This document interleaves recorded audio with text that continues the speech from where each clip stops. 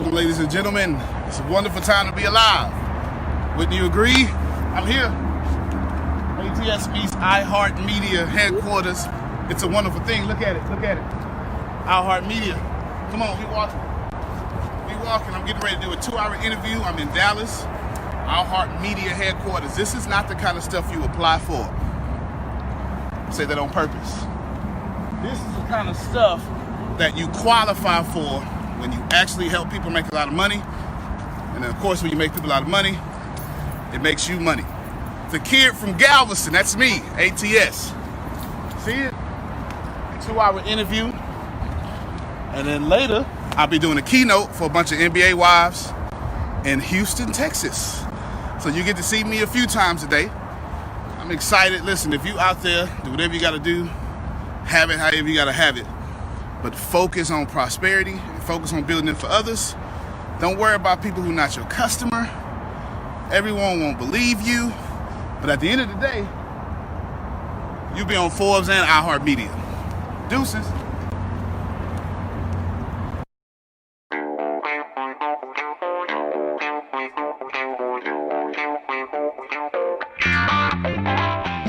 Hey, Next Levelers, it's Bob Gibbons. I'm your host for today's episode of the Next Level Show. We're going to learn what works, what doesn't work in business, failures, successes, and today's guest is Antonio T. Smith, Jr. I had to get my own sound effects. That's some self-promotion right there. So Antonio T. Smith, Jr., he is the founder and CEO of the ATS Junior Companies based in Galveston, Texas. They have been around for many years and have around 50 employees, and you can find out more about them at the atsjunior.com on the webs. And with us today also is Grace. What's your last name, Grace? Sandals. Sandals. Grace Sandals. Wow. Sounds like there's a product in there somewhere. And Deanna. And Deanna Mitchell. Mitchell. Excellent. So Deanna is the publicist, and she makes Antonio look good and sound good and look smart and all the rest. Thank you very much. And Grace. Now, Grace, you have an interesting title because you're director of sales, but something else. Yes, I am the happiness director as well. The happiness director. Happiness director. I need to get me one of those. All right. So, Antonio, the ATS Junior Companies, what is that? If I ask you, just tell our listeners, what is that? What is it? Yeah, I can sum it up in just a few words. We make profitable clients more profitable. Okay. Now, that just depends on the client. For people like Les Brown, we have to make him relevant on YouTube and now and then redefine him, and then TV deals and stuff like that. For software companies to do animation, and for NASA, I can't even tell you about that one. So I shouldn't even tell me, but you have to tell me. Yeah. So seriously, NASA's a client? Yeah. Okay. Yeah. I do some work with NASA through another company that just signed some multi-million-dollar contracts with them. Okay. Absolutely. So, all right. So you have all these clients and you make them more profitable, but can you be more specific? What does that really look like in practice? Yeah, sure. I guess it just depends. It's 4 basic rules, I would suppose. I teach people how to find where their congregation is. Okay. And then once you find where your congregation is, and that's where your customers and all this stuff like that, then I teach you how to follow their attention. And then once you follow their attention, I teach you how to jump in front of that attention. And then I teach you how to have a product to appease or to ease the pain of said attention. Okay. And I kind of operate around those 4 areas with every client, customer there is, because we all have someone congregating and they all have attention going somewhere we would like to come to us, and then we need to sell to them. That's what I do. Interesting. So you're a marketing company. On steroids. Ultimately. Yeah. You can say marketing. I got some other skill sets that work. Yeah. Yeah. Well, I mean, that's kind of cool though, because I like the way you talk about finding your congregation. Yep. So your tribe, insert whatever synonymous word goes there, your tribe, your people, your congregation. I like congregation. Follow their attention. Yeah. Wherever that might be. jump in front of that attention and then find a product Absolutely. that you can sell to them that solves their need. Not just creating a product for the sake of creating a product, but something that's going to be what they need. Spot on. Absolutely. Now, I use the word congregation on purpose because when you think about a congregation, it's a bunch of people that have nothing in common, but then they get in common on a set of ideas and beliefs. Okay. And that's really what I teach people and clients, that you have to find, because everything's changed. Like Netflix is using psychographics, not demographics. Harley Davidson. You can have a dentist riding a Harley, or a biker riding a Harley, and a soccer mom riding a Harley. It doesn't matter, right? It's all about psychographics. And that's why I use the word congregation. A bunch of people have nothing in common, and all of a sudden, on a set of ideas and beliefs, they get stuff in common. And then, my favorite part, they freely donate to whatever they have in common. I love that part. I mean, that's kind of a cool idea, though, because I like that people come together of their own free will. Yep. So they're being attracted by something. So how do you find a congregation? Great question. I've never been asked that one. I instinctively know it through a skill set. In the Army, I was military intelligence, and my job was to find where the enemy was congregating at. And I had to use 3 different what they call accesses of approach. And when I got out the Army, all I knew I'd do is drink beer, play spades, and kill people. And I was trying to figure out, what the heck do I do with these skills, right? I don't know what to do with these. And then it dawned on me 3 years later, after I was a freaking loser, it dawned on me, I could do the same thing I did for the Army for clients. So I find people's congregation by simply finding, all right, what are the 3 best ways that your product is going to be out here, and who the heck likes it? And once I find out who the heck likes it, then I love to go to people's reviews and look at the 1-star reviews and look at all that pain. Because forget the 5-star reviews. Who cares about that? It's the 1 and 2. These people have something to say, right? When you leave a 1-star review, you got plenty to say. And they always give you all that information. So I use those psychoanalytic stuff the Army taught me to find that stuff out. You sound like my wife, because she cracks me up, because whenever we go look at reviews, I go to the 5 stars because I want to see all the good things about what I'm going to experience when I go to the Airbnb or the whatever, right? No, she goes to the 1 stars. That's it. They got something to say, man. Yeah. And I mean, in a way, it's really smart. And I now find myself going to the 1 stars to kind of see what that is first, and balancing that with, and of course, you got to put those in balance, right? Absolutely. So if you have 3 1 stars and 500 5 stars, then you got to take that into account. You can't please some people. No. In fact, that's maybe the most money ever, learning how not to chase people who are not my customer. Once I figured that out, my income exploded. It is a shame to chase people who would never buy from you. Yeah, because they're not your congregation. Yeah, there you go. They're not your congregation. Yeah, if you're from a different denomination. Look at it. Let's work on it, Bob. Well, and we it's funny because we tend to judge each other without knowing much about each other. I had somebody one time ask me what denomination I belonged to, and I told him, and he's like, "Oh, are you guys still legalists?" And I was like, well, I don't think we really ever were, although there are people in the denomination who are, like in everyone. Mm-hmm. And he's like, well, but yeah, you guys were real legalistic about this and this and this. And I was like, well, we tend to judge each other out of ignorance. Yeah. And that's the truth. Yeah, and we do that in all kinds of congregations, not just actual church congregations, but we do that based on every other way to define people that exist. Oh, we can't wait to do it. We're excited to do it.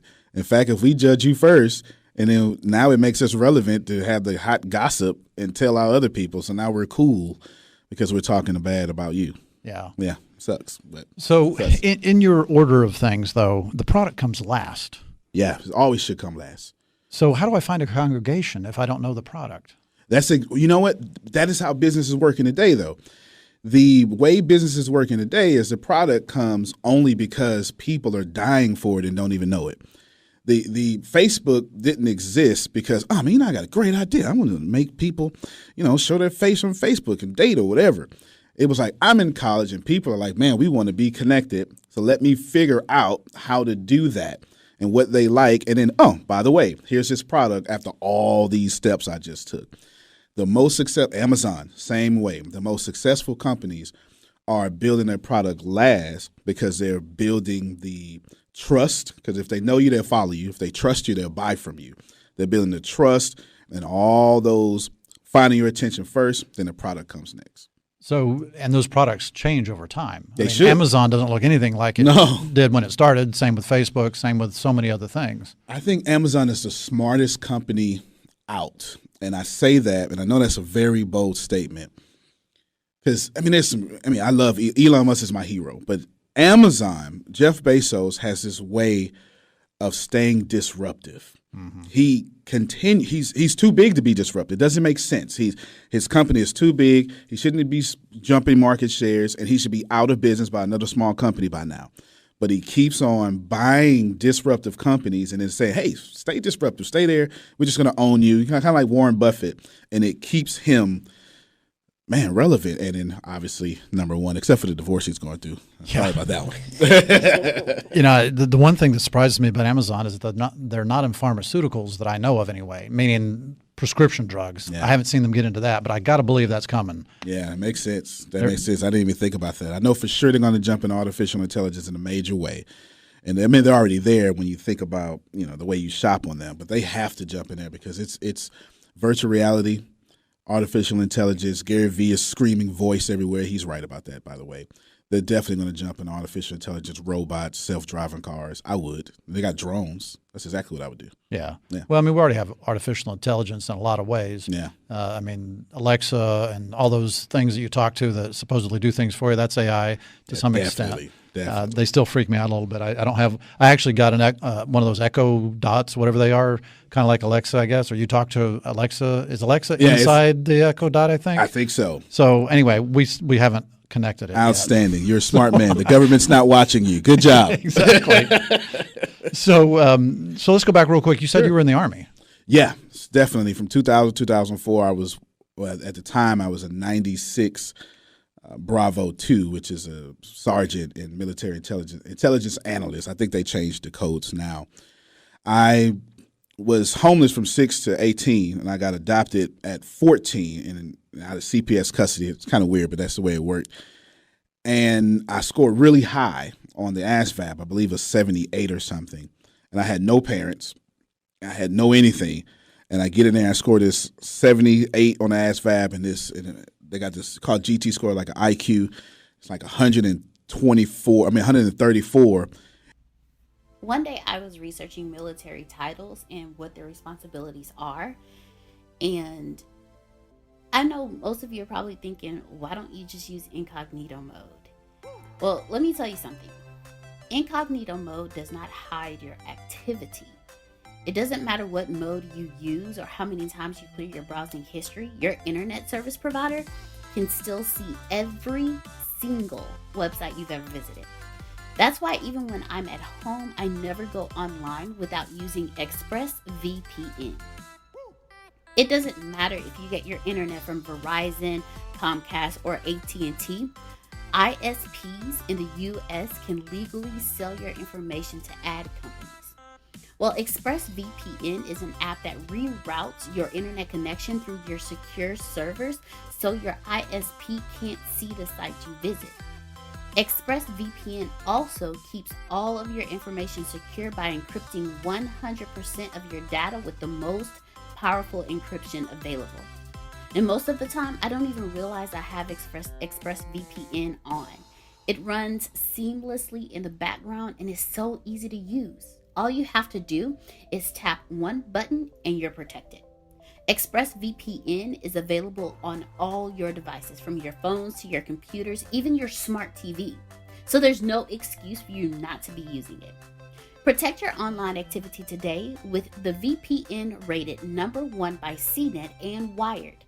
Visit my exclusive link, expressvpn.com/secret, and you can get an extra 3 months free on a 1-year package.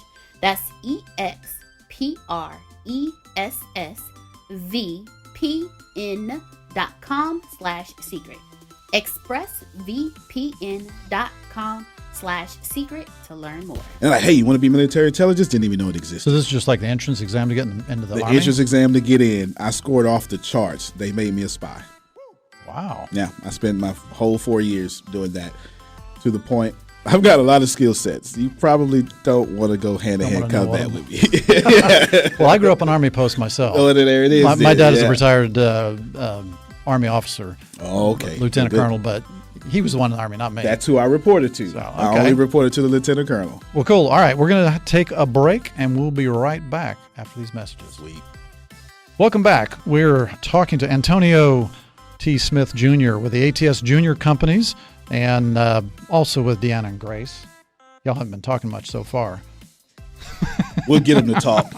We're going to keep talking to Antonio, but I want y'all to jump in at any moment that you find a way to either tell me he's full of it, or you can, add a little color or do something to sort of poke a little fun at him. Disclaimer: I'm always full of it. So, okay. So you are an Army intelligence analyst. And I mean, are you like down in a bunker somewhere going over papers, or what? You know what? If you I know you can't really tell me. Well, I had a top secret security clearance, SCI, secret compartmentalized information, read on. But I got shell shocked right after the Army. I didn't know what to do. So if you try to find me, an internet trail for me from 2004 to 2009, you won't. I literally fell off the grid and was one of those tinfoil hat dudes. I'm not lying at all. I'm seriously not lying. In fact, the Army still makes me go see a therapist today about every 3 to 6 months because of the crazy stuff I had to do for the Army, and my head went all loopy. So, yeah, it's cool to talk about, but they messed me up pretty good. Well, now, it sounds like your upbringing wasn't exactly normal. No, it wasn't. So you alluded to this earlier, but you said that you were homeless from 6 to 18, but you got adopted at 14. So. Crazy people adopted me at 14. I was bad. I was really, really bad. I gave them hell. And I bought my first car at 14 that didn't come from a job. And then they got mad at me, so I sold it that same day just to prove a point. Like, I can do what I want, I sold it for $1,000 more than what I bought it for. And it was just terrible. I was terrible to them. I was terrible. I didn't even know any concept about God until I got adopted. I had no idea. But from 6 to 14, I had no parents, no nothing. And you weren't in the foster care system? I ran away from the foster care system from Albertine Yeager Center in Galveston. And there was some abusive things going on, and I've always been a fighter. I don't take stuff like that too well, So I ran away, been arrested for truancy, which is in Texas. That's when you miss school because you're a kid. You're supposed to be in school, right? But you're not getting any points for being a badass if all you got is truancy. Man, yeah, I know, right? Yeah, exactly. I'm sorry. All I got is truancy and but some I'm other guessing stuff. if you lived on the streets from 6 to 14, you weren't. That wasn't the most interesting thing that you had going on. No. If you want to check out my jail record, you can. It's public. But no, it was the most interesting thing that I had going on was trying to figure out how to eat. That was the most interesting thing. That made me an entrepreneur. I mean, my first legal business was at 14. But I was selling fake insurance. I was moving packages. You name it, buddy. Whatever I had to do to eat, that's what I was going to do. So what was your first legit business? My first legit business was a recording label because, come on, it's 90s, right? Everybody was a rapper. So wait a minute, you're 14, you're starting a recording label? Absolutely. In fact, actually, that same recording label ended up making me famous, and I was on iTunes. I sold 100,000 copies of an album, got a distribution deal, and if you look up Paper the Ghost, P-A-Y, now don't some cussing on there, okay? All right, P-A-Y-P-A, and then The Ghost, you'll find me on iTunes in 2007. You're also on was YouTube. Relevant. Yes. I found one on YouTube last night because I'm reading them up on you. I'm like, Paper the Ghost? What in the heck? And so I pulled it up, and I got to believe it's you. I have no reason not to believe it's you. And you're in there rapping like a crazy man. Yeah, it's definitely me. And now, what's with same paper? company. What is that? I was a paper chasing G, right? I was chasing money. Ah, That's what it was. Yeah, so Paper Chasing Records. I actually did that. It's funny to talk about because, oh man, I was. But what can a 14-year-old do in the recording business? How do you start your own label at 14? Oh man, I owned everything. I had, well, actually, you know what? This is a perfect time to throw an alley-oop to Deanna because she was a singer on there. Oh, so you tell. So you were like a backup to Paper? I was actually one of his female solo artists. Oh, so you were an artist on the label? Yes, sir. Okay. So what was were you a rapper too, or were you something else? No, I wouldn't rap. That I knew my lane. My lane was not rapping. My lane was singing. And I actually met Antonio in high school, my sophomore year. Was it junior or senior year? I don't even know. It's a long time ago. When I came back around, because his best friend is a good friend of mine, he told me about the record label, and I was like, oh, okay. So I got involved. He actually there's a poet that he was friends with, him and his wife at the time. They came down because I was a developing artist. I was writing my own music, but I was confident in my voice. So he actually brought them down. Like, I don't know. I don't ask questions, but I just know he brought them down to 16. train me, to help me, to help me with my vocals, to help me with my writing. And it was pretty awesome. I grew. I didn't go far, but I grew. I'm sure it was a great experience either way. It really was. One thing about Antonio that I have picked up on in every time I've come across this path, and this is like the third time, and this time I told him, I said, you stuck with me. I ain't going nowhere. Everybody he works with, he believes in you.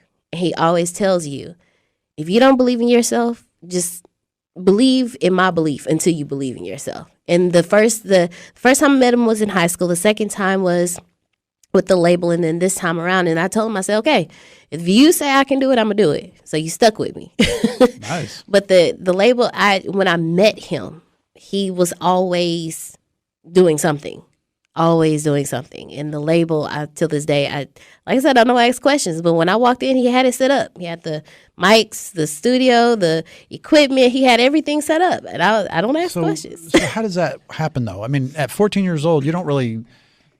Do you have the knowledge? Do you have the money? I mean, because to buy studio time, I mean, they don't give that away for free. Yeah. I had the knowledge because I grew up on the streets. I didn't have the money, but I knew how to make money. So what I did, I'll tell you exactly how I funded it. I bought some blank CDs, right, because this is the 90s, and caught the deal 100-pack for $9.99 because that's what Office Depot does. Of course. And I started selling CDs for $1. So you record them in the studio.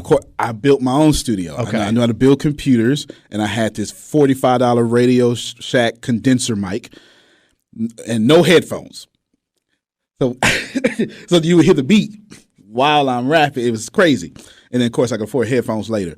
But just putting out that music, and I was standing outside of Walmart, which had Walmart in Galveston. It's like 3,000 people come through the door. It's crazy. It's ridiculous. And per hour. And I literally sold 6,000 copies in a day, and then eventually sold 100,000 copies. Now I'm sitting up here, 17, 18 years old, with $100,000. It was over. It was done for it. I had some groupies, and I had some money. What else would you want? Right? But I mean, that's sort of the FUBU same Yeah, thing. absolutely. I mean, Damon John, he makes these things, and then he just goes out on the streets and starts selling them. I've been doing it ever since. When I first got into real estate, I had a 397 credit score. That is not a joke. That is not a joke. I had a 397 credit score because I was never talking about credit. And I had no money again because I was coming out the Army. And I started just doing what they now call creative financing. To me, it was just making money. Right? I bought my first house by asking the owner. Actually, no, I taught you this way. I went to the Green Sheet, a little free newspaper, and I saw someone doing it for sale by owner. Need $2,500. Okay, then I got me $2,500, and then I found the renter first, and I plugged that renter. I said, "Hey, you like this house?" I sure do. So I went for sale by owner with the house, put the renter in, and that was my first deal. Nice. Yeah, just like that. I never used my money, never used my credit, but I was hungry. Always better to buy a cash flowing asset than one That's that's it. not. That's it. I cash flow $353 a month off of that one. In fact, that's really the definition of an asset. It's something that generates income instead of taking That's your all income. facts. That's all. Robert Kiyosaki would agree with that too. Well, and in fact, it's funny because I have a good friend that's a mortgage broker, and she and I have this ongoing argument because she says that your house that you live in is your biggest asset. That is not. And I was like, no, it's not an asset because it's taking money from me. Facts. It's not feeding me money, and she'll never agree with me on that. Yeah, But, it's also keeping me a debt slave. That's why I don't have a job. if you have a mortgage. That's Yeah. true. Yeah, yeah, I'm and not that's gonna usually do that. the biggest way people get into debt. Yeah, I'm not going to do that. So, by the way, I love the fact that you're a big no debt guy. Oh, yeah. Well, I have debt because it's the only way capitalism works, but I have no debt that other people don't pay for. So as long as someone else is paying for my debt, I Okay. got it. Okay. But as far as debt, I don't have that. I don't do that. Yeah, I'm a big fan of Dave Ramsey, so I'm very Yeah. much in favor of no debt No for debt. you personally. That's right. You might have some debt for a business venture, Right, exactly. but not for personal. So no car debt, None of that. even no house debt if you can help it. None all of that. that. So that's cool. Yeah. We were definitely in debt, and and my worst year ever was in 2007. I made less money in 2007 than I'd made in the previous 15 or 20 years. Wow. And that's when my wife says, "Hey, I got this great idea, no debt." I'm like, "What? I mean, this is not the time. I'm not. Do you realize how little we have?" What I didn't know is she was actually out pawning stuff in the pawn shop, Wow. old jewelry of herself just to raise cash. Ooh, I know But that she crushed saved me from that humiliation. Yeah. She didn't tell me that for a long time. But we still went on the no debt plan and got out of debt, and thank God we did. Dave Ramsey, the rock star, man. I love his snowball effect. That's the best That's thing ever. the greatest thing I've ever heard, to be honest with you. If anybody could, getting out of debt is just a discipline. It doesn't take talent. That's, That's a good way to say it. yeah. It's just working the plan. That's it. Yeah, That's it. we've led the Financial Peace University program in our church a couple of times. Nice. And it's amazing to see how people get empowered Yeah. in life. You talk about being if somebody's a slave to anything, it's a slave to debt. That's because they can't control it, and they got to have all the same stuff that everybody else has. Well, it's the new. We can keep it real on your show, right? Okay, it's the new slavery. Absolutely. It used to be. Okay, I'm gonna make you pay for everything, and then I'm gonna pay for all your stuff. But now it's like, no, I'm not paying for your food. I'm gonna pay. You go out there, I own you, and then Have you had a successful career selling to businesses? Maybe tired of having your income limited by arbitrary compensation plans that penalize you for selling more. If so, you should consider tenant representation, a specialty within commercial real estate. At Riata Commercial Realty, Inc., we represent companies and nonprofits that occupy office buildings and warehouses. There is no limit on income, and the more you produce, the higher percentage you keep. If selling houses at night and on weekends sounds good to you, don't call us. But if you want to work business hours, have unlimited income, and leverage the relationships you already have, we want to talk to you. Please visit us at texastenantrep.com. That's Texas, Texas, tenant, TENANT, rep, REP.com. Hey, Next Levelers, Bob Gimmons here again, talking to Antonio T. Smith of the ATS Junior Companies. Check him out online at theatsjr.com. So we were talking about debt before. Yeah, slavery used to be that I'm going to pay for you, period. Everything you do, I'm going to pay for you. In exchange for me paying for your food and giving you a place to stay, I own you. And all the money you generate is mine, because that's how it works. And that's slavery. In fact, and if you're having a hard time imagining that, just think of African-American slavery in America. Now, they don't care about color at all. They will enslave your Anglo-Saxon self right now. They're doing it. They do care about color, but it's green. That's true. That's true. Now, slavery is different. Slavery now says, well, I tell you what, I ain't paying for nothing. I'm not paying for your job. I'm not paying for your house. I'm not paying for your food. You're going to pay for all that, and I still own you. And 90% of the money you make is mine. It's the same thing. We just flipped it. We just flipped it to a working class slavery. And now you're stuck at some stupid place that's telling you take lunch at this time. And you know what? You make $9 an hour, buddy, because that's your value, right? It's crazy, man. So we flipped it because capitalism works best that way. Now you're a big self-empowerment. Absolutely. Don't work for anybody else, work for yourself kind of guy. Unless you're gonna work for someone else and bust a Dave Ramsey and then buy your way out from working for them, I'm all for that. Okay, so work extra jobs to get yourself out of that slavery of debt. But once you're out of that slavery of debt, Never go back. and do what? You do group economics. Group economics is the best. It is the original way we've done everything. If you think about, you brought up church. If you think about the Hebrews, God said, all right, separate yourself and do all this great stuff. But that was group economics. Feed yourself, learn to help yourself, marry yourself. Now that you got yourself together, go out and help your brothers and sisters. Now that you got all that community together, now go help the world. That's group economics. Your money should bounce around your community 16 times before it leaves out, period. It shouldn't be no reason that a church should have people with no jobs. That makes no sense.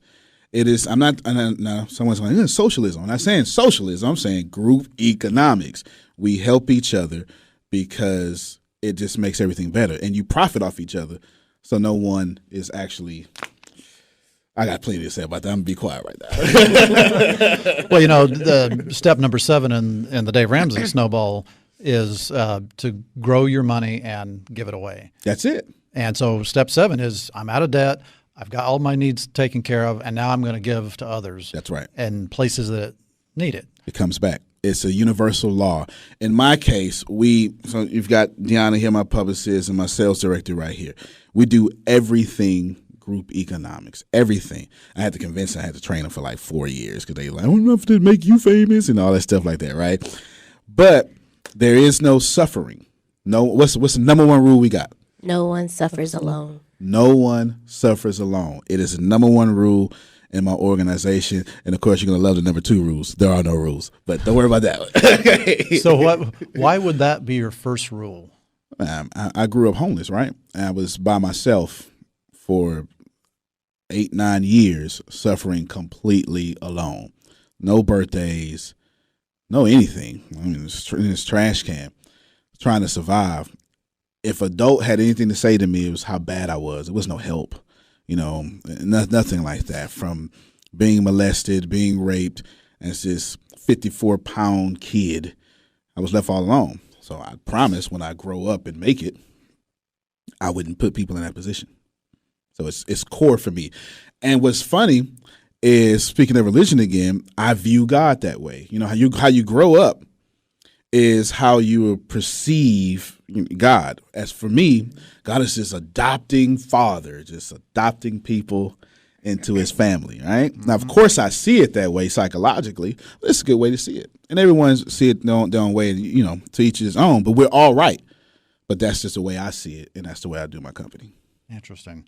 So let's talk about the company again. So you do consulting for these companies you mentioned. Yep. And you're doing a lot of marketing kind of stuff. Yep. What are the products that you guys are selling then? So when you get down to those number 4 items, yep. What is your product you're selling? The most transparent answer I can give, and I've never given it on any radio station, is you have to understand that real power is felt, not seen. So if you see it, it's not what I actually do. It's just one of these smart things I learned from the hood, right? Real power is felt, not seen. So if you see me on stage, if you see me on Bob's Next Level Radio, right? If you see that, that's not what I actually do. What I actually do is I have a slew of products you don't see, and you get drafted into my community, and then there's all these things that we sell. And that's how I actually make my real money. Okay, and what are those things? One of the biggest things is called the ATS Business University. Since I figured out how to become a millionaire, I now teach lower and middle class people how to become millionaires through 6 to 7 live trainings a week, 2-hour trainings. We just got finished one on the way to here. And what I also do, what I just changed it, is now that you're learning business, sales, and marketing, now that you're learning how to do that, I'm actually now paying people to do that. Say what? Yeah. You're paying people to come to your university. I'm paying people to come to my university. Well, now. aren't you supposed to charge people to come to university? You know, I charge some people to come to my university as well. Yes. What I'm some are being charged and some are getting it for free, or actually being paid. Well, everyone pays to get in. I created a money-making opportunity that if you refer, I kind of borrowed from multi-level marketing. Okay. If you refer, then you can get paid. Okay. Yep. And you get paid more, and it's a lifetime. Every membership is a lifetime membership. One payment, no upsells. You're here for life, and you can will it and sell it to your children. And is this a university where I've got to go down to Galveston to attend? Worldwide. We do Zoom. It is in Galveston because that's where my principal office is, but it's worldwide. We have people, I don't even know where, just in countries that I haven't even been to yet. And we do Zoom calls. And we let you download everything and keep it as well. So there's recorded videos and training sessions, and then there's also live. We do live, and those lives become the recordings. Okay, Interesting. Why Galveston, by the way? You know they have hurricanes down there. I know, right? I know. The crazy thing is, I just won't leave for some reason. I'm just there. I got a technology company, and I should probably go to Silicon Valley and do it. It's my number one thing that has my net worth. It's super sky high. I should probably go there, but I won't because I don't like being like everybody else. Galveston is surrounded by a bunch of wounded cities, and I see opportunity. I see a bunch of cities that need help, need leadership, and I see that nobody's doing it, so I'm buying it all up. It's kind of what I'm doing. Yeah. But you're from Galveston originally? From Galveston, right? 77550. From Galveston. So it's sort of inertia, but it's also you feel like there's a mission there. It's definitely a mission there. Galveston has this attitude that I wish I can change, but I haven't changed it yet. It's like a cul-de-sac. Since it's an island, since it's the last place in Texas.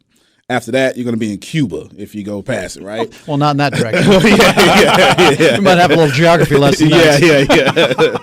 Definitely.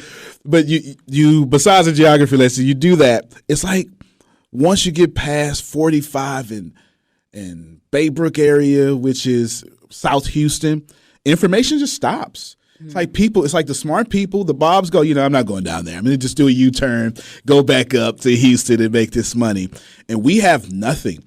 The city is all tourism and it's high class, low class. But the truth is we're such crabs in a bucket. You got a medical school that's good. Now, the medical school is good. It is top of the world good. It really is. Yeah, it is good. We do have that, and biggest employer in Galveston. Oh, is it really? Yes, the biggest employer in Galveston, and the second one will be the insurance company called American National, right? Okay. Insurance, and then the prison. Yeah, I didn't know there was a prison down there. Well, it's medical, so it's TDC has a medical branch part of it. Oh, I got you. Yeah. Mm-hmm. Okay, so So in your business, a big part of what you do also is speaking. Yep. So where do you speak? Who do you speak to? What's your message when you're speaking? Message changes. Now, the core of my message is we're all connected. That's never gonna stop. But I never repeat keynotes. I speak 400 times a year. It's strategic for me also. That's what you see, right? Real power is felt, not seen. You don't feel me speaking. You see me speaking. Therefore, it's lead generation. My email list is 2.4 million people big because I speak that much. Wow. Yeah, it's crazy. I don't even have servers that I can hold in, and I had to get some tech guy smarter than me to build it. I speak all over the world. I'll be in Mumbai next in front of 2,000 people, also being awarded for top 101 leadership and developmental minds. I probably got that wrong. You got it right. I got it right. Okay, good. I get that Thumbs award. up for the publicist. Yes. Didn't screw it up. Exactly. You know, I've got to speak for some NBA wives and NBA players and a bunch of real estate investors or agents tonight, right after I leave here in Houston. So I speak everywhere, but the keynotes always change. I always ask people, what do you want your crowd to take away? And then I tie in what I know and my principles around that.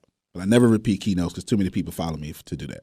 Yeah, you don't want to sound like the broken record. It's kind of like when you see a comedian, it's disappointing when you just hear all the same jokes you already know. It's the number one problem what's wrong with my industry. Most people would classify me as a motivational speaker or some sort of speaker. That's the number one problem. The people who changed our world, you know, the people that we know, I don't want to call names, you go on YouTube and you hear them and you love them. And when you go see them in person, they saying the same thing they just said on YouTube. It's the number one problem with motivational speaking. And first off, motivational speaking is a bunch of crap. Don't lift me up and I don't know what to do. Give me the tools, right? Give me the tools so I can get some stuff done. So you're spot on with that. We need to find a better way to give people more value. Yeah, those motivational days. Like there's one that comes to Dallas or used to come to Dallas. And you have the entire day, like 8 a.m. to 5 p.m. and they have all these people lined up to motivate you and get you excited. In fact, I think it was called Get Motivated. I went to it one year, and it was funny because interspersed with that were all these opportunities for you to spend a heck of a lot of money for some program. And anyway, I never bought the program. All right, one more break. We'll be right back. We are back talking to Anthony. What am I saying? Antonio. I guess it could be Anthony if I Englishized it. Yeah, that's it, Antonio T. Smith Jr., the ATS JR companies, theatsjr.com. So who is your ideal client? Wow, okay. I have two of them I built out. It is Mike and Julie. Julie is a professional woman that values personal development over money, that has a 5-figure business and wants to influence the world. Mike is a former athlete that has coached some people and it's got a little taste of it. He's really loving it, wants more. He also values personal development over money and wants to also change the world. So now both of those are individuals. Yes. Those are not the NASAs and the companies and the MBA and some of the other names you've mentioned earlier. You know what? Great, because I don't believe in B2B. I think B2B, although I have a B2B podcast, all sorts of stuff, but it doesn't make sense because at the end of the day, B2B is just B2C because there's still a Mike and Julie that I got to talk to. And that's why I end up talking to NASAs or whoever it may be because of my ideal client draws me to them. And, of course, that 5-figure business part kind of makes you somewhat profitable, which also tells you I'm not trying to deal with non-profitable people. There's an ideology there that I don't have time for. Okay. So, Grace, whenever you have identified that client, you're the director of sales. How do you find them and approach them? I get their information. I call them up, tell them who I am, and I start asking questions all about them.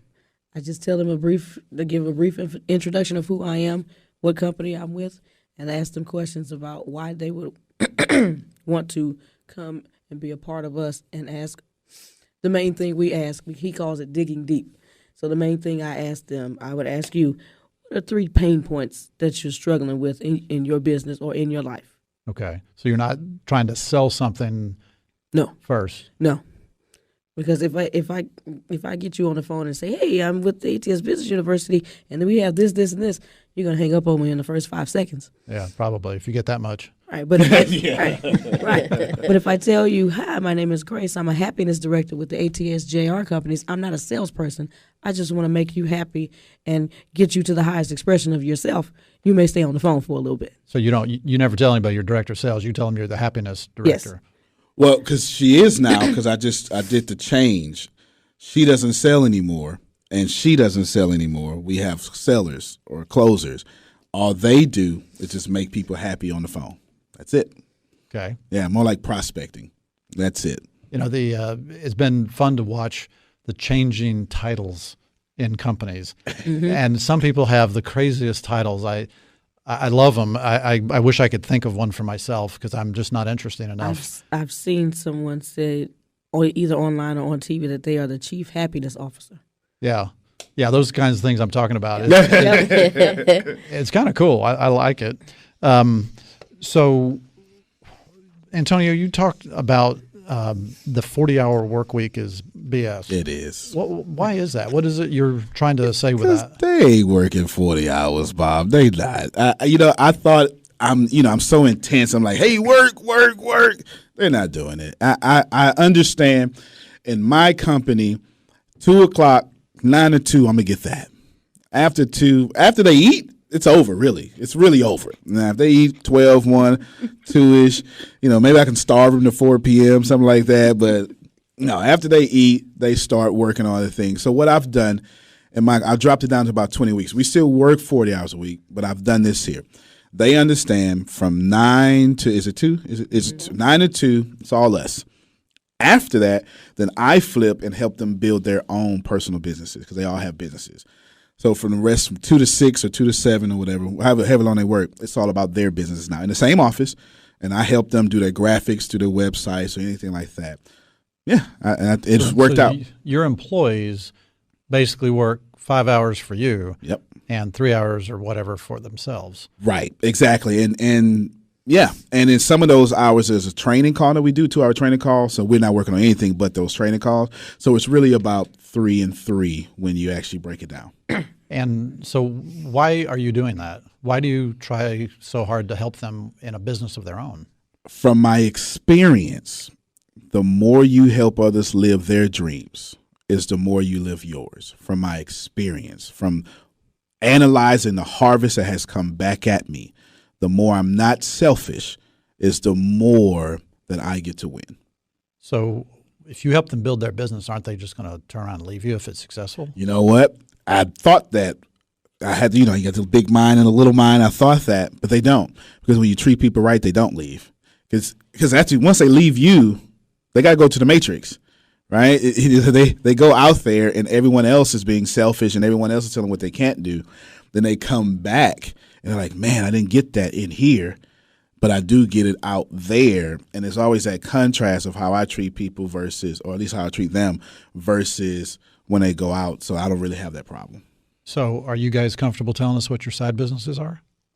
Sure. Okay. I have a business. It's called Go Figure. It's geared towards students, school-age children, school students, parents, teachers, and adults who are going back to school, but it's geared towards math. For 11 years, I was a middle school math teacher, and I saw the problems that students, parents, and teachers had. And also a friend of mine who said, I'm interested in going back to school. I'm just terrified of math. Can you help me? I said, okay, light bulb came on. So I help people. I help those categories or anybody in general who just wants to learn more about math, the basics of math, not that trigonometry, calculus stuff. There's a limit, right? Yes, there is a limit. But, because a lot of times when I say the word, I tell people, yeah, I love math.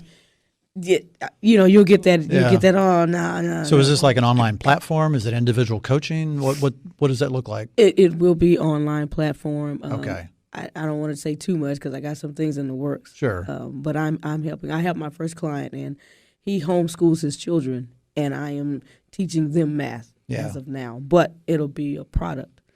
Cool. When it's Well, the homeschool is huge in Texas. We homeschooled our kids when they were growing up. They're grown and gone now, but. Okay.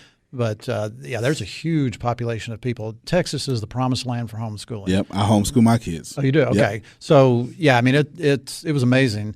And there's so many co-ops and ways for people to get curriculum. We used to go to a curriculum fair, a book fair, every August, I think it was. No, I'm sorry, it was in May. And it was here in Arlington in the DFW area. And there were like 300 vendors there selling different curriculum for all kinds of things, for math, for English, for foreign languages, for science. I mean, all kinds of stuff. So yeah, that's a huge market you're tapping into. All right, Deanna, are you open? The name of my company is the D. Marie Group. We're a PR firm. Say that again? The D. Marie Group. D. Marie, okay. We're a PR firm, and currently my clients consist of Antonio T. Smith Jr., and the ATS GR companies, Grace Sandals and Go Figure, and Tempest S. Smith with Nonprofits R Us. Okay, so you're promoting all of those. Yes, sir. So are you actually an employee of the ATS Junior companies as well, or and that's a side gig, or are they all? I've actually how it's actually intertwined into the ATS GR companies. I decided when he was helping us build our businesses, I was like, okay, I don't want that. I don't want employees. I don't want products. I don't want any of that. I just want to work for you. He was like, okay, so what you want is a micro business. And I still fought him on that because I'm like, okay, but I still hear products. He was like, no, I'm your product. To all of my coffee drinkers out there, what if your morning coffee supported girls going to school? With Gorangosa Coffee's Girls Run the World blend, you can do just that. Each bag equals a day of education for a young woman in Mozambique. The aroma when you first start brewing it, when it hits you, it just wakes you up and gets you ready for the day, and the flavor itself is even smoother. So you can use our code ATS for 20% off your first order at gorangosacoffee.com. That's GORONGOSA coffee.com for premium coffee with real impact. Let me just say to you, ladies and gentlemen, Deanna just made me the most fantastic cup of coffee, and we're both drinking it, and the flavor is robust. It's just really good, and it smells great, so I'm really excited to be sharing this with you. Now back to me sipping some more coffee. I was like, okay, I can do that. So I am actually intertwined into the ATS JR company. Yeah, from a bean counter perspective, I pay her a salary, and then when she generates her own salary, that's her money. I don't touch it. Yeah. Yeah. But, it's kind of cool that you want everybody to own what they do. Absolutely. And, it's funny, back to Dave Ramsey, he says, if I could find a way to pay the receptionist based on production, I would do it. Wow. Because he doesn't want to pay people to show up. In my business in real estate, nobody gets paid to show up. You only get paid if you produce something. Yep. You close a deal, now there's income that we can all share. Yep. But until there's something that actually generated some revenue, nobody gets anything. And so that Dave says he'd love to do that even for the receptionist. He just had never figured that out. But it sounds like you're kind of, in a way, doing that because it's like, hey, this part of the day is mine, that part of the day is yours, but I'm still helping you, so we're still doing this together. That's right. Yeah. I mean, I did her logo. My business partner, Tempest S. Smith, as she mentioned, did her website. Yeah, it's all group economics. All right. So speaking of new things and people starting new things, I understand you have a book coming out. Yeah, great plug. Appreciate you. February 5th. I don't even know the name of it. I can't plug it. Okay, well, I'm going to plug it. Self-promotion. Les Brown wrote the foreword, the great motivational speaker, known as number one motivational speaker in the world. Les Brown wrote the foreword. The book is called So Happy and Grateful. It's part of a 3-part series, So Happy series. The next, if you're curious, is So Happy and Together. It is So Happy and Rich because, let's face it, money. People want to hear about money. But this book come out February 5th. The story behind this book is I'm not keeping the profits. That's what no one knows. We've never said it on air. What I've done is I had a core of about, how many of y'all is it? Six? Including me, so like 16. So what I've done is I'm splitting the profits 7 ways. Okay. We're going to try to sell 1 million copies, and Les Brown is going to help promote it. But we're going to split the book because they've been with me for so long, and I wouldn't be nothing without them. So instead of keeping my profits, every book sale gets split between the core of my team. Nice. Yeah. And so the book, tell us the name again. So Happy and Grateful. So Happy and Grateful. And what is the book about? The universal laws of happiness in you and how you fit in them. Okay. Yeah. And where can I buy this? Everywhere. Because my publicist is awesome. Yeah, so Barnes & Noble, Amazon, all the usual suspects? Yes, all sir. the usual suspects. All the usual suspects. Mom and pop bookstores, if they still exist.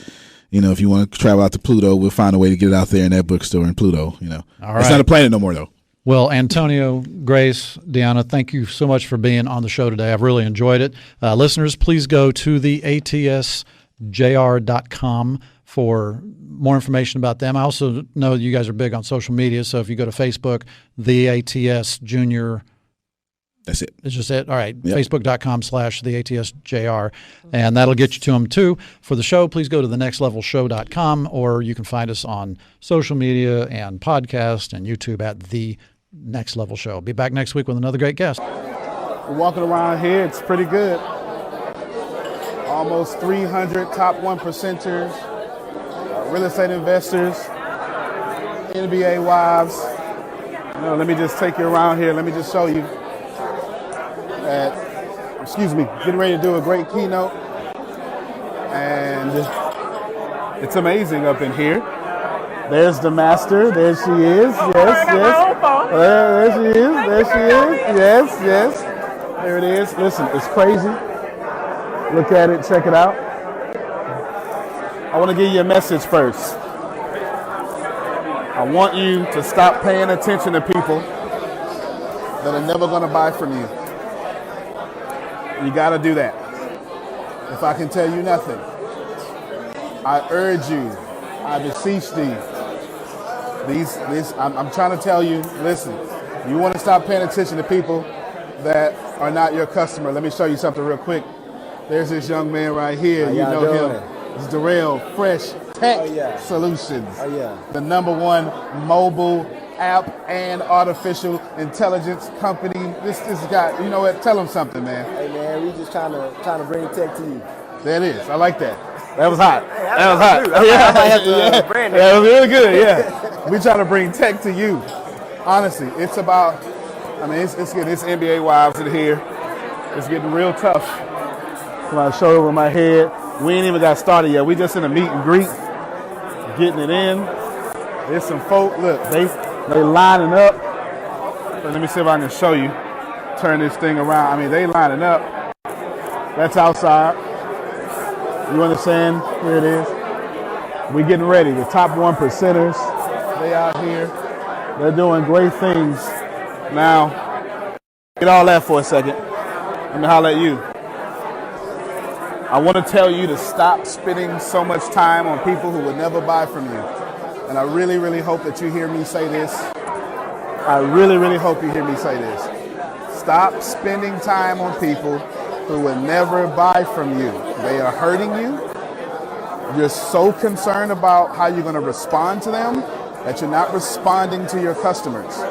Stop spending time with people and by people and for people. So what they don't support you? So what they're talking about you? They never gonna buy from you anyway. And I crossed into the top 1% of income earners when I stopped chasing people who don't like me. Stop that. Do yourself a favor. Short message before I come back. I'm actually gonna do this keynote live. Today I'm talking about the top 4 things that you're doing that's not making you rich. So if you ain't rich, you're doing these 4 things. That's what I'm talking about. The top 4 things that's stopping you from getting rich. But I'm telling you, I want you to look at this. Listen.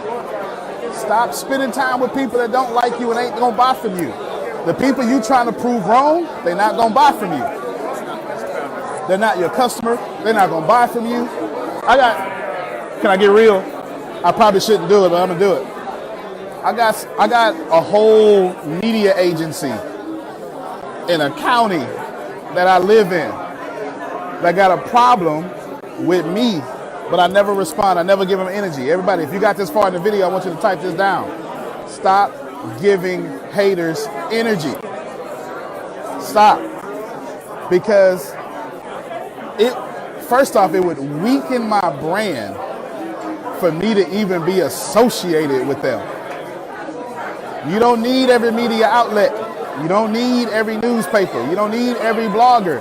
You don't need every mom. You don't need every dad. And some of y'all don't need every spouse. Do yourself a favor.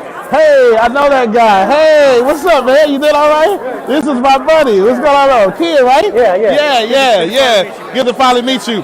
This is Deanna. That's Kim. This is who we're going to bring on. Hey, listen, I want to tell you, stop giving haters your energy. Honestly, stop giving haters your energy. I just want to repeat that over and over. And the reason why you should do that, is because every time you give them energy, you forfeit your dreams. Over 300-something people in here. Look, I'm serious. It's NBA wives in here. Let me put y'all in my business real quick. I'm dead serious. Real estate. This crowd.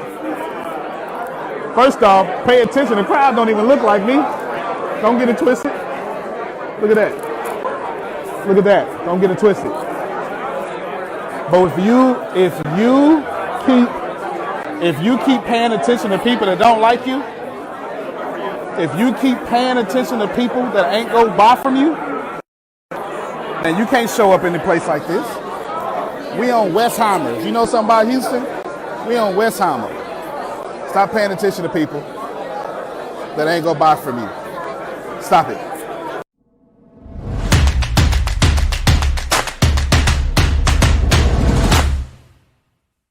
There's 11 of us. We had very limited resources growing up, but my parents are phenomenal. They did the most amazing job they could have done with the resources and the time and the era that we grew up in. We faced a lot of challenges. We faced a lot of hardships. We often were homeless without food and shelter. So when I heard this next guest speaker's story, I could definitely resonate with it. We both face obstacles. However, we did not let those obstacles define our... Sorry, guys, my papers are folded and I'm trying to read them. While I'm trying to do my presentation. Okay, hold on. We did not let those obstacles define our future or limit our potential. Here to share his story from homelessness to Forbes Magazine 2019 Business Coach, please help me give a big rock star welcome to Antonio T. Smith.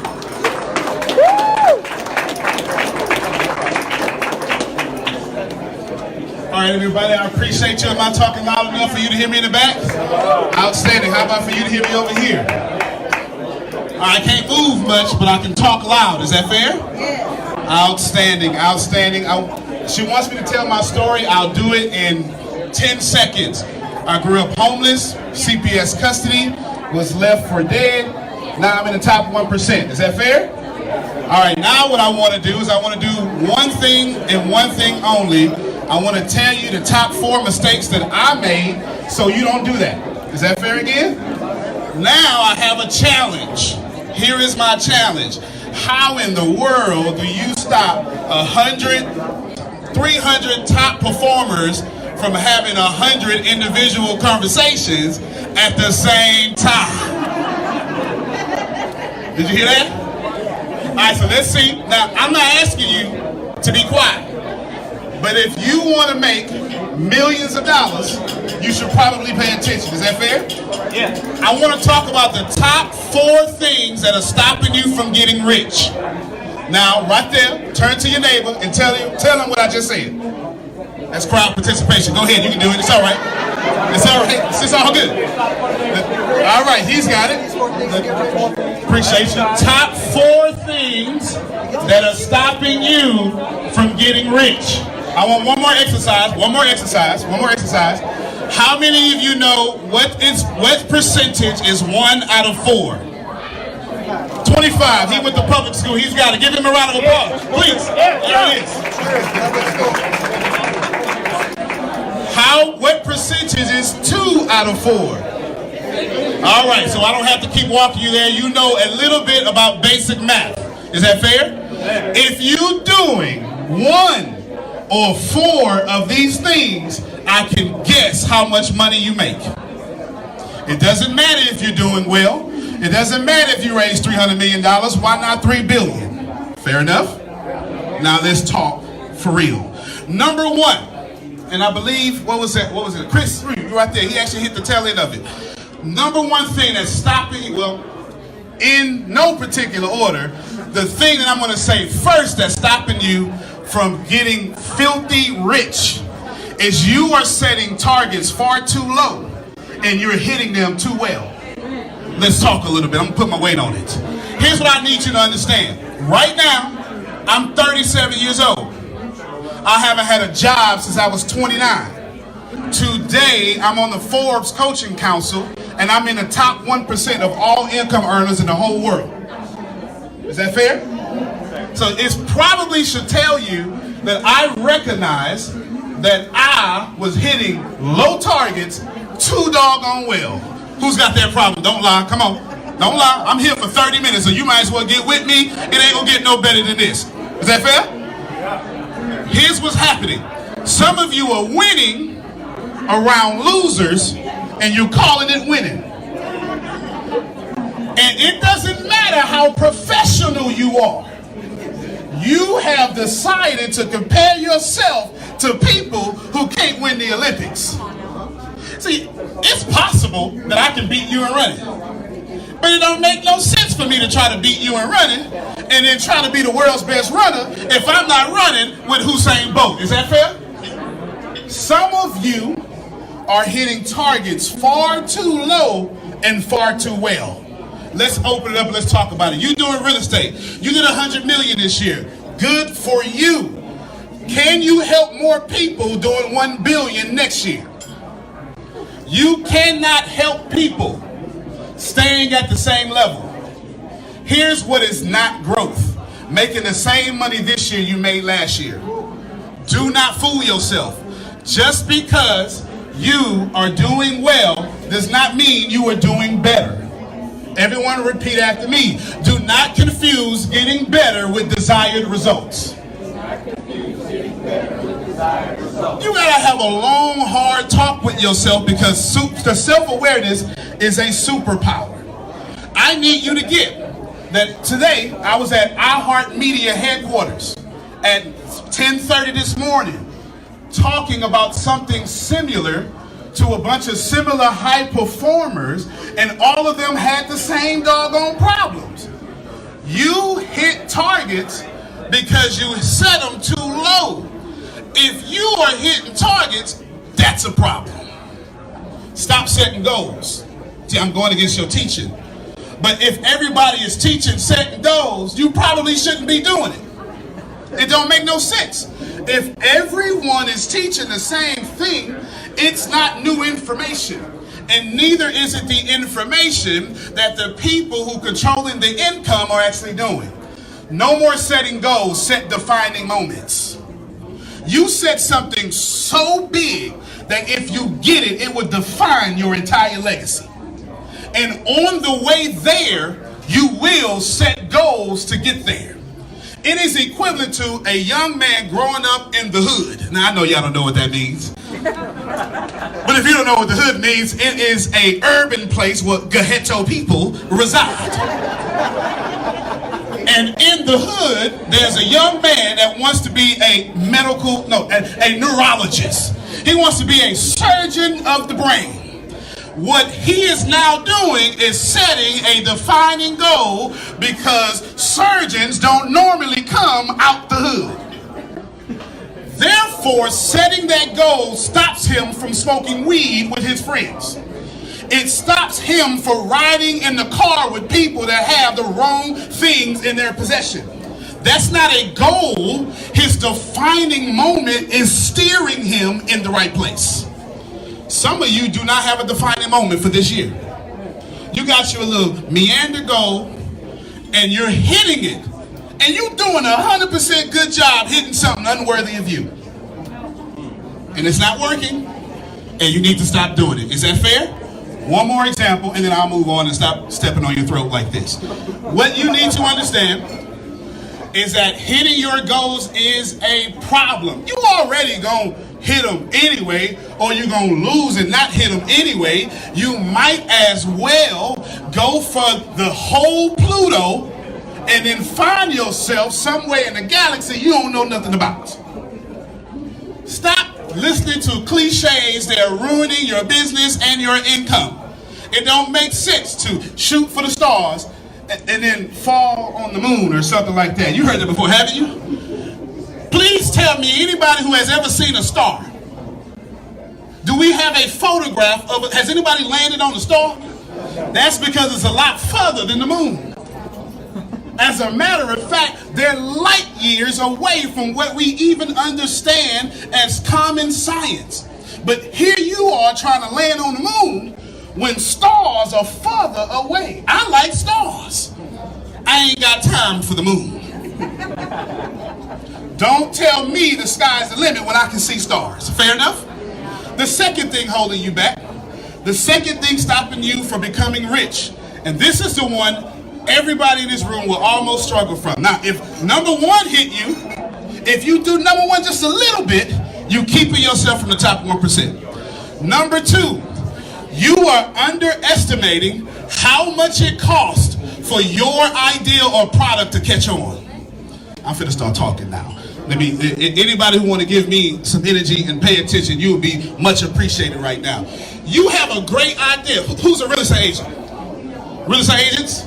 How many? Okay, I got real estate agents over there. Guess what, real estate agents?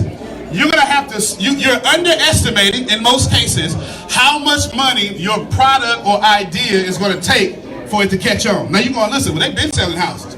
Christopher Columbus was out here getting houses. They've been. Cavemen was in the houses. I understand, but they don't trust you to sell them a house. Did you see what I just did there? just because you are in the area or just because your idea works doesn't mean people trust you enough to buy it from you. And it costs money to make people think, oh, you know what? Maybe I should get that house from Thoraya. It costs money. How many of you are entrepreneurs? Entrepreneurs. You have a product. Now, if you don't have a product, you can't be. You need 3 things to be a millionaire. I didn't even want to say this, but I think I have to. 3 things to be a millionaire. 3 things only. You need a product. You need to serve people. You need to master business systems. That's it. 3 things. That's all you need. You need to absolutely stop underestimating how much money it's going to cost to get to your goal, and for you to understand, people ain't trusting you. I got these degrees, but allow me that colloquialism. People ain't trusting you because it's not cool to trust you. Jonah Berger, in his book Contagious, he writes about why ideas catch on. And one of these ideas is the first one. He calls it social currency. Social currency means I'm not sharing your product, neither am I liking your status because it don't make me look cool. And all of you are doing it to someone else, and you're suffering from that same thing right now. How many of you have family? That's everybody, right? How many of you have family that don't support what you're doing? That should be every last doggone one of you. And you know I'm right about it. You know why they don't support you? Because it's not cool for them to support you. You were either the black sheep because you were an entrepreneur, or what happened is you violated the family agreement. Now all of a sudden, Darrell want to do better than me. That's my little brother. How dare him start outshining me? And when that happens, you run into a customer problem. Now you have to convince someone it's cool to buy from me. Who here has heard of Grant Cardone? Pretty socially current, right? And if Grant Cardone posts something, it's going to make you look cool to share it. Is that not right? Now, who of you know Felipe Mendez? I just made the name up. I don't even know how you know that guy. You really? I literally made the name up. I really literally did. But that's good. I'm glad you know him. You know everybody.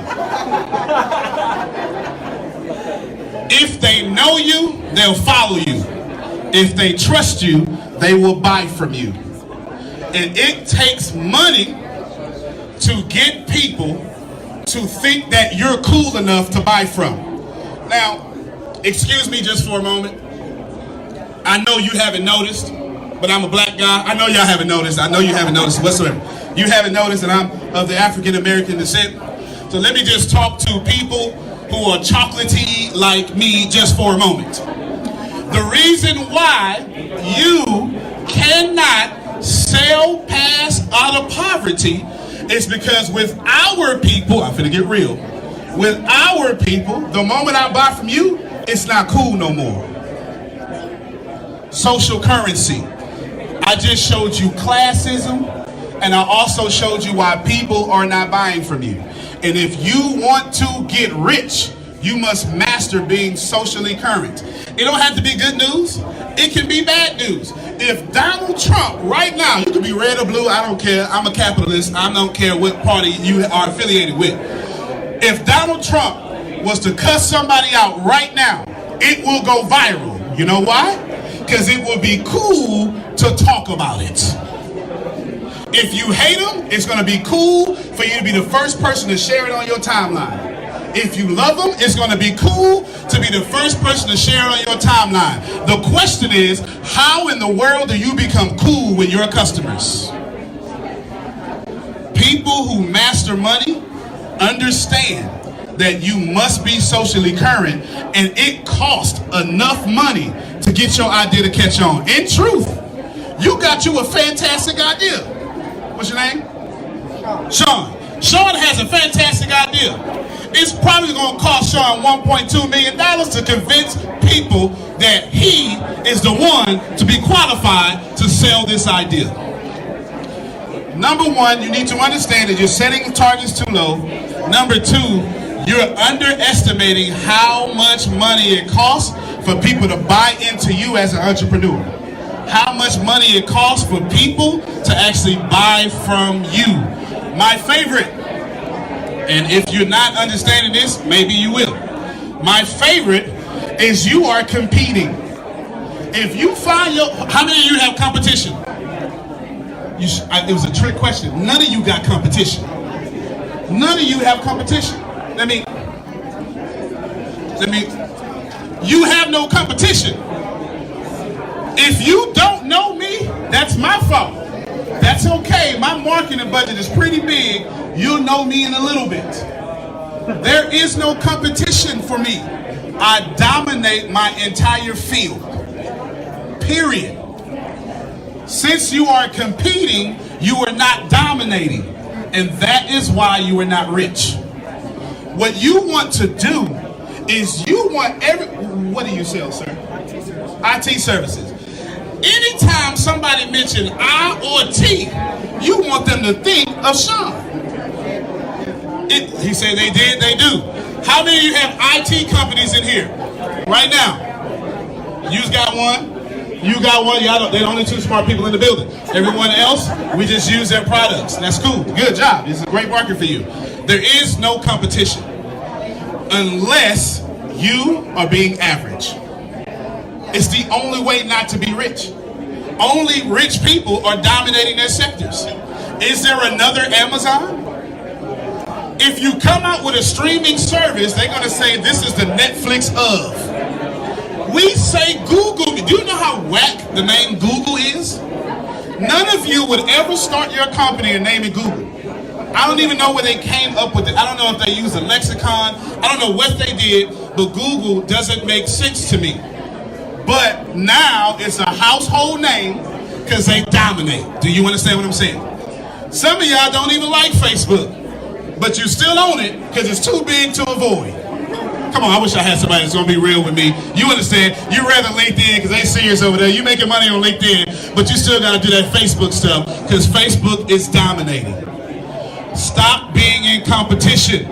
Do yourself a favor and completely market your corner. And if your goals in this year is not about dominating your field, you are wrong. And since you are wrong, you're violating 1, 2, and 3 that I've already brought up so far. If you're not dominating, you're setting goals far too low. If you're not dominating, your marketing budget sucks. It does. Who in here has a marketing budget over $10,000 a month? Marketing budget over $10,000 a month. Wait, is it? It's $10,000 a month? Come on up here. You say close. Come on up here real quick. Y'all come look at this sexy chocolate brother right here. He's good enough to have about $10,000 a month on marketing. Are you single? Divorced. He's divorced. All right. Ladies, if you are also divorced, I'm selling him off. The bid starts at $200. $200 going. No. Appreciate you. Thank you very much. Thank you very much. $200. Do I need to go? $200. All right, $200. You got it. I got the first bid. It's sold. It's sold. It's sold. Get his phone number when I'm done with this keynote. So I shouldn't go higher than 10,000? No? Anybody at 20,000? So I need to go lower. 5,000 a month. Do you understand? Are you seeing the pattern here? Number one rule of business. The number one rule of business is, and it's not, in fact, business is not fair. Repeat after me if you're paying attention. Business is not fair. Business is not made for the little person. It's not. Please know, capitalism does not care about your feelings. It doesn't care about if your mama was single and she raised you. Neither does it care if you can't get a break. Capitalism has one rule and one rule only.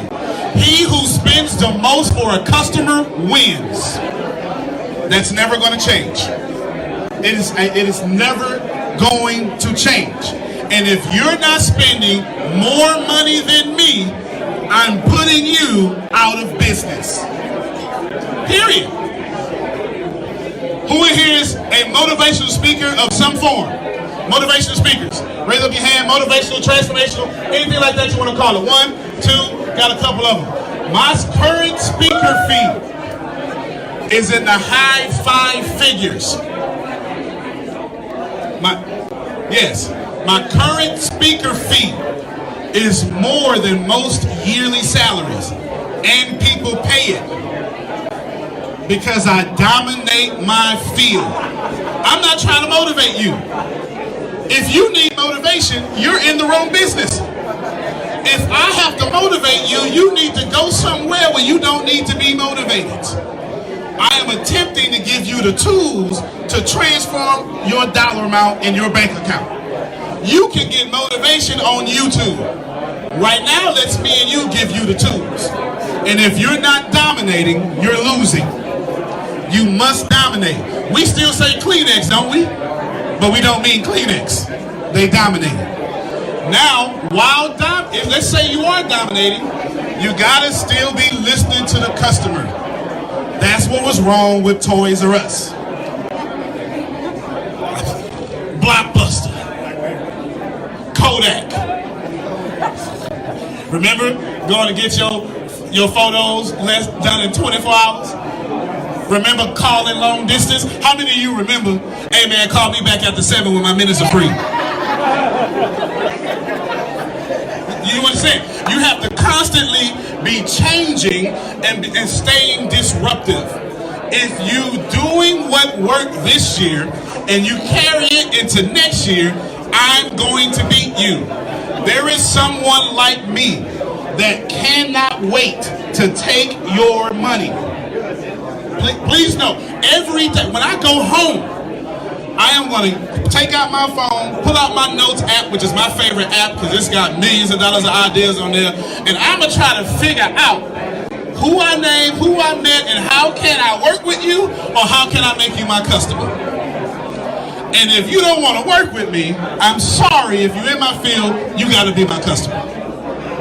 Do you go home and do the same thing? Because he who spends the most money on a customer wins.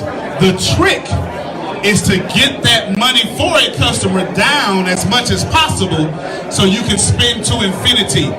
My current customer acquisition cost is 14 cents. It costs 14 cents to bring a new customer into my business. My email list is 2.4 million people big. How many of you have an email list and you use it every day? Now imagine what you can do with 2.4 million emails. Every single day, I am going out to acquire a customer. Don't let people tell you customer satisfaction is the most important thing. If you're going to get customers, you're automatically doing customer satisfaction. If you focus on saving money, you're going to cut back and diminish your quality. Make sure you are dominating your field. The last thing I want to tell you is the most important thing I want to tell you. That whatever you're doing, the reason you're not rich is because you haven't come to grips with the fact it's the worst thing that ever happened to you in your life. Stay with me, I'll build it. The dream you have right now is the worst thing that ever happened to you in your life, and you know it. How many of you started entrepreneur and now you're going through a divorce? I'll raise my hand first. You understand? It is crazy to date an entrepreneur. It don't make no sense to date us because all we doing is trying to get some more money and check that last email. We ain't spending no time with you. You know how it is. I wish I had some real entrepreneurs. Man, you work too much. When you coming home, I wish I had some of them people. The thing that gives you the most pleasure is also the thing that's the worst thing in your life. And you have to deal with both. Successful entrepreneurs have the toughest skin on planet Earth. The people who are making the most money can take the most pain. If you can't take when you post a status and somebody gonna talk about you, go lay down, because this isn't for you. If you can't stand in front of a room, do a keynote, and have somebody say, well, I ain't like him too much. You can't handle this. If you want everybody to like your status and everybody not to say anything bad about you, this is not the business for you. Go be an employee with Cheryl.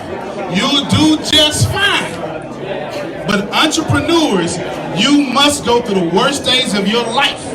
And you have to accept the thing you love hurts you the most. In metaphysics, they call it the law of opposites. In order for you to enjoy what you have, you must first hate where you are. I'll break it down even further. How many of you ate when you got here? Yes, you ate something, some bread, some cheese bread. They was handing out. You ate that? Let me break it down for you. You enjoyed it because you were hungry. If you are currently full right now, no matter how good the food is, you will not enjoy it. You must have the opposite to experience what you truly desire. That's never going to change. That is a universal law of this universe. You cannot enjoy a hot shower if you're not dirty. Do you understand what I'm saying? You can't be a mother and comfortably deliver a baby. The mother must almost die for the child to fully live.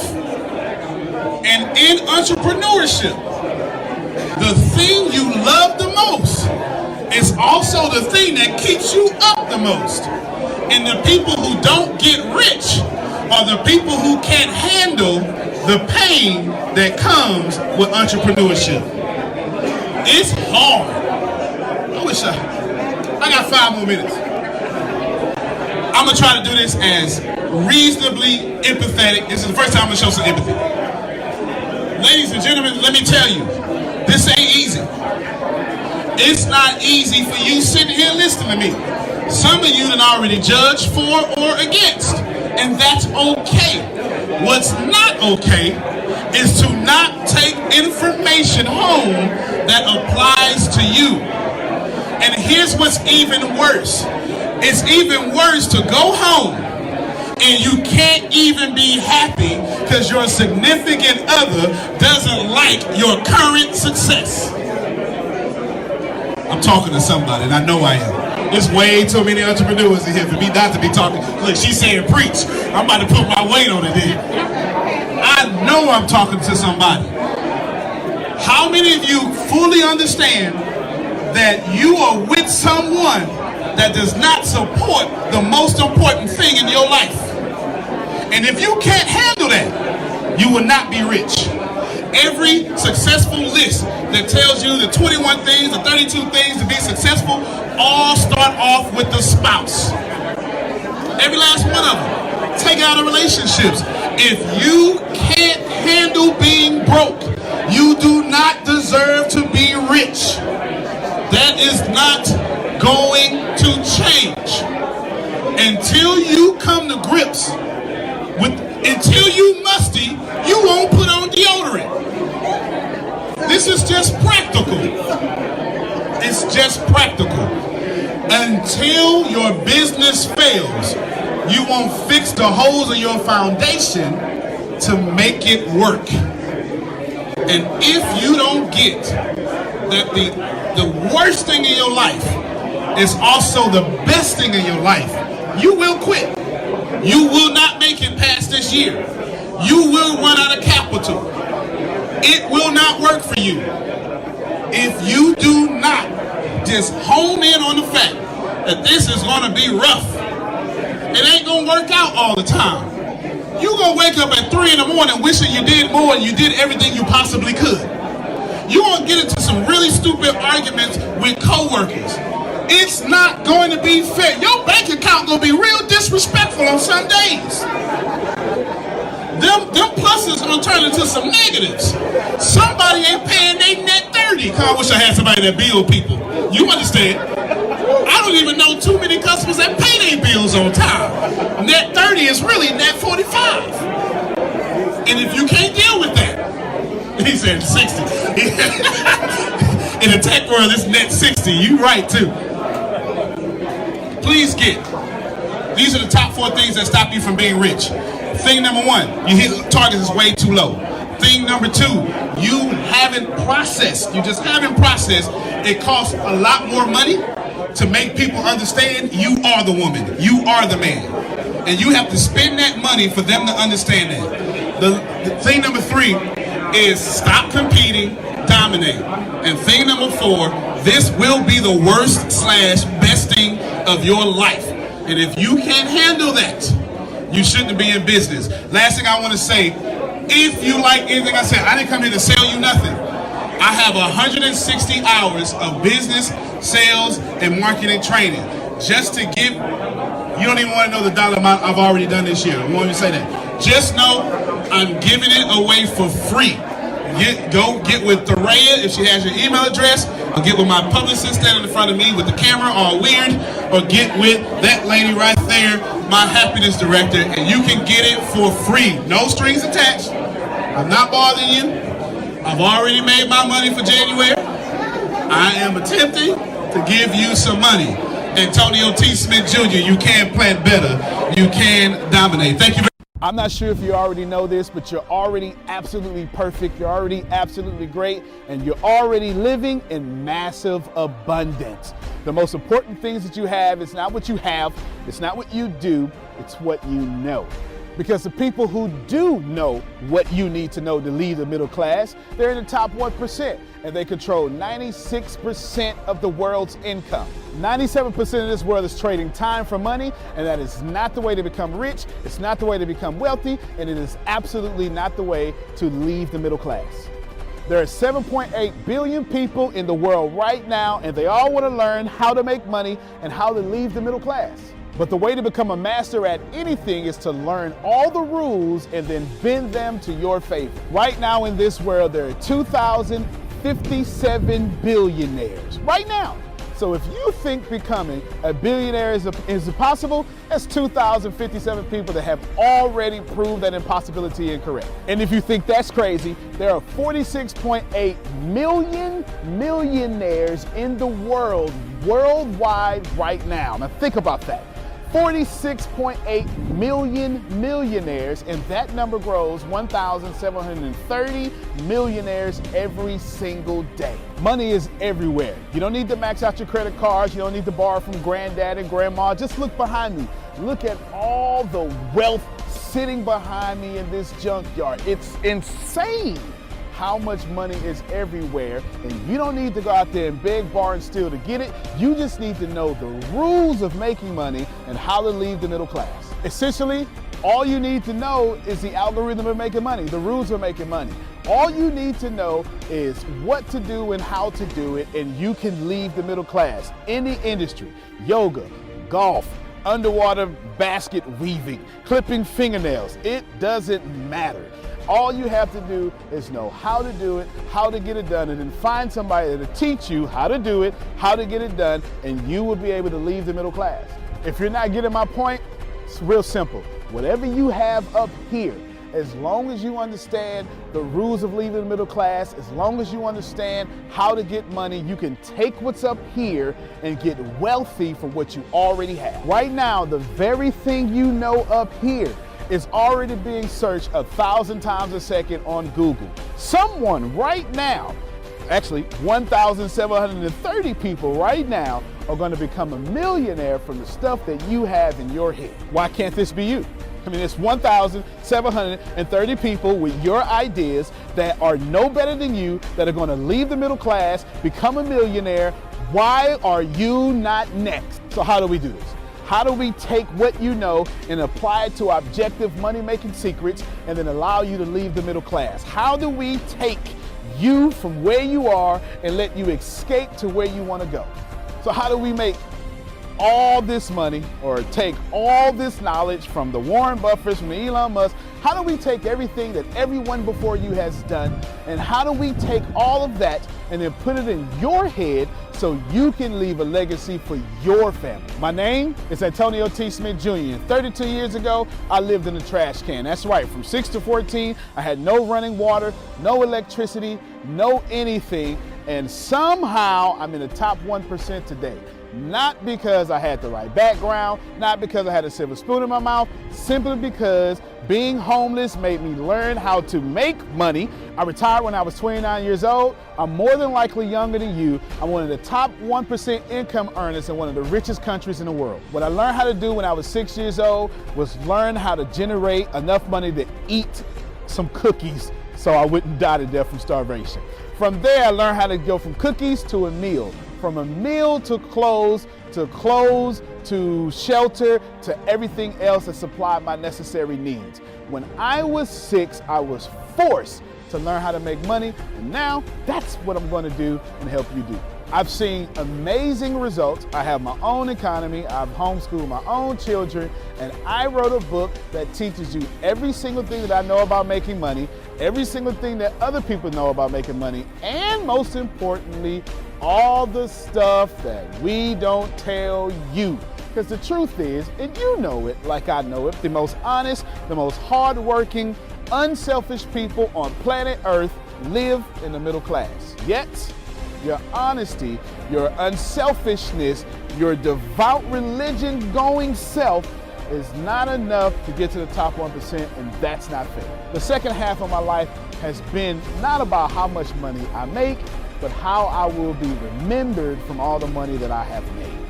And I've been trying to teach everybody how to get out the middle class. I'm the crazy guy famous on the internet for trying to create 100,000 millionaires. I've created 8 so far. I got a 9th one on the way, all the way from India. That's pretty cool. And what I want to tell you is something very simple. It's been hard. It's been absolutely hard to help people leave the middle class, not because of the people, because the system would rather keep you being someone else's money instead of you having your own economy and having the money come find and flow to you. It was frustrating because I knew that anybody can make money.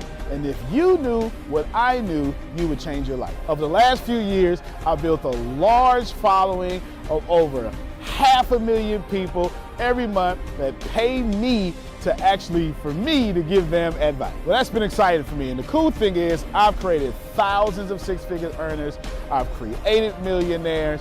I've created people who can live their dreams and hold on to their legacies. And now my eyes are on you to create you to what you need to be great. I have been teaching my principles and these principles to hundreds of thousands of people around the world, every country, all continents, and anyone who has taken them seriously, written them down, and applied them have a 100% success rate of leaving the middle class. I've taught these secrets to my following and my inner network, and I've watched them go from 4 figures to 5 figures, 5 figures to 6 figures, 7 figures, all the way to 8. Everything that I've ever learned from millionaire mentors, billionaire mentors, and everything I learned from being homeless, and everything that got me into the top 1%, I have placed inside of a book.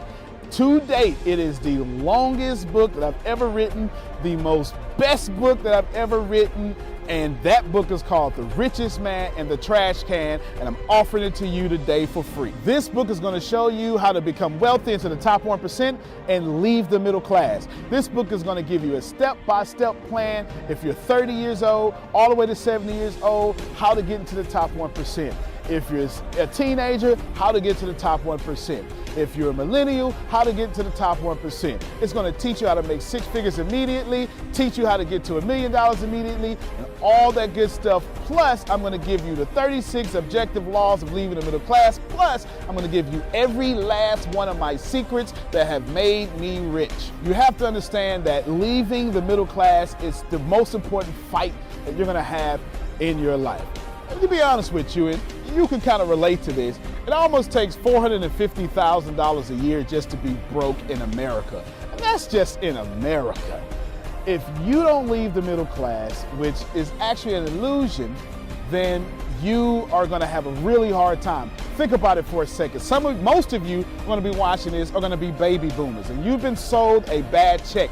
They lied to you. Your retirement was not enough for you to live comfortable, and I'm going to give you this book for free so you can figure out how to triple your retirement and then quadruple your retirement, and then as Grant Cardone would say, 10x your retirement so you can live the life that's worthy of you. I want you to remember that leaving the middle class is the most important battle that you could ever face in your entire life, especially for your family. So consider this video, this book, your friendly tap on the shoulder.